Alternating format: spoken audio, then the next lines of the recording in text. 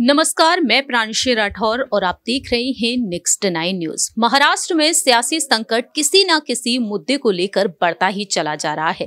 बीते 5 महीने पहले सत्ता में आई थी शिंदे और फडणवीस की सरकार और ये सरकार अब लगातार विपक्ष के निशाने पर भी बनी हुई है। जैसा कि आप जानते ही हैं कि शिवसेना के प्रमुख उद्धव ठाकरे संग बगावत कर बैठे 40 विधायक और आज ये 40 विधायक उन्हें लगातार तमाम बड़ी चुनौतियां देते हुए दिखाई दे रहे हैं। मौजूदा मुख्यमंत्री एकनाथ शिंदे लगातार यहां पर लड़ाई लड़ रहे हैं शिवसेना के चुनाव चिन्ह के साथ साथ 16 विधायकों की अयोग्यता पर, जो इस वक्त सुप्रीम कोर्ट लगातार अहम फैसले लेते हुए नजर आ रहा है।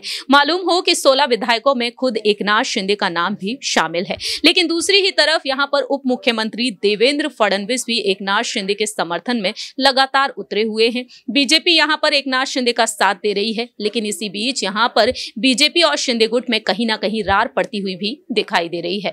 हाल ही में महाराष्ट्र से बीजेपी से जो प्रदेश अध्यक्ष है चंद्रशेखर बावनकुले, जिन्होंने एक ऐसा बयान दिया है, जिन्होंने मांग कर डाली है देवेंद्र फडणवीस को लेकर कि सीएम पद पर देवेंद्र फडणवीस को ही होना चाहिए। सबसे पहले आपको बताना चाहेंगे कि चंद्रशेखर बावनकुले ने आखिरकार क्या कुछ कहा।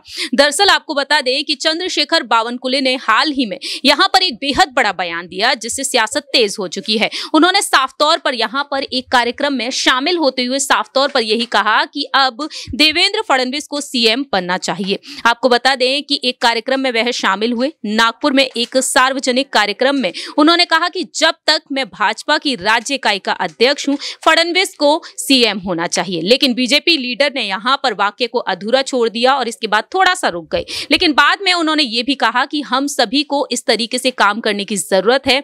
उन्हें फडणवीस मुख्यमंत्री का पद अगर मिल जाता है तो ये उन्हें पद दिलाने के बारे में नहीं, बल्कि महाराष्ट्र राज्य के समग्र विकास के लिए है। अगर कोई एक व्यक्ति महाराष्ट्र के भविष्य को परिभाषित करता है तो वह सिर्फ और सिर्फ देवेंद्र फडणवीस हैं।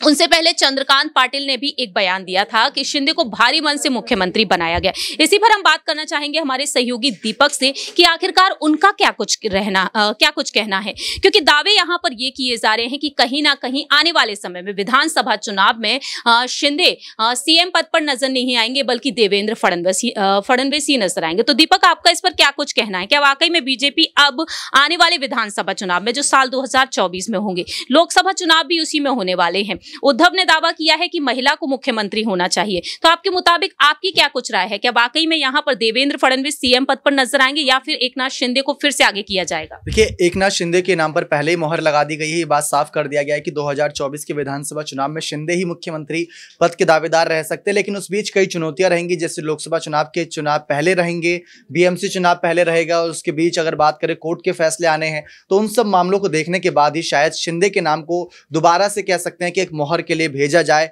या फिर उस पर खुलकर यहां पर अमित शाह और पीएम मोदी आकर कुछ बातें करें। क्योंकि अमित शाह ने साफ बात कर दी थी कि शिंदे ही असली शिवसैनिक हैं, और अगर यहां महाराष्ट्र शिवसैनिक कोई मुख्यमंत्री चाहता है तो आप सभी का मुख्यमंत्री शिंदे हैं, ये बात साफ कर दी थी। लेकिन फडणवीस ने अपने सीएम पद दिया था, डिप्टी सीएम पद संभाला, उसके बाद उन्हें बड़े कैबिनेटों में बीजेपी ने जगह दी थी, लेकिन बात अगर महाराष्ट्र की करे तो वहां से क्या मिला, इसको लेकर सवाल तलाश कर रहे हैं। तो आपको क्या लगता है, क्या वाकई में देवेंद्र फडणवीस सीएम पद पर होने चाहिए? देखिए, सीएम पद पर देवेंद्र फडणवीस होने चाहिए। अगर विधायकों की संख्या ज्यादा यहां पर मायने रखती है तो बीजेपी के विधायक ज्यादा हैं, बीजेपी की संख्या ज्यादा है, और संख्या बल के अगर मुकाबले देखा जाए और काम के एक्सपीरियंस के मुकाबले देखा जाए तो फडणवीस पक्के दावेदार हैं।